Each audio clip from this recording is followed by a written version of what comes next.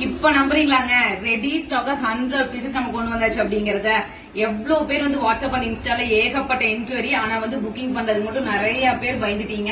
ஏன்னா நம்ம pre booking பாத்தீங்கன்னா 20 to 25 டேஸ் சொல்லியிருந்தோம். ஆனா அதை விட ஒரு ஹாப்பியான நியூஸ் என்ன தெரியுங்களா? ஜஸ்ட் 10 டேஸ்லயே நம்ம ரெடி டு டிஸ்பேச் நம்ம கொண்டு வந்தாச்சுங்க.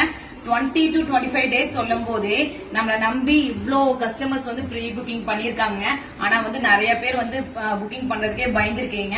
எங்க பேச பார்த்தா நாங்க ஏமாத்துற மாதிரி அங்க இருக்கு. 100 பீசஸ் வந்து சுங்குடி காட்டன்ல ரெடி ஸ்டாக் அப்படிங்கறது வந்து நம்ம இது ஃபர்ஸ்ட் டைம் கிடையாதுங்க. இது வந்து ஐ திங்க் தேர்ட் டைம் நினைக்கிறேன். இதுக்கு முன்னாடி சூப்பரான ஹிட் கலெக்ஷன் டிடி செக்குடு, அதுல நம்ம வந்து 100 பீசஸ் ரெடி ஸ்டாக் கொண்டு வந்தாங்க.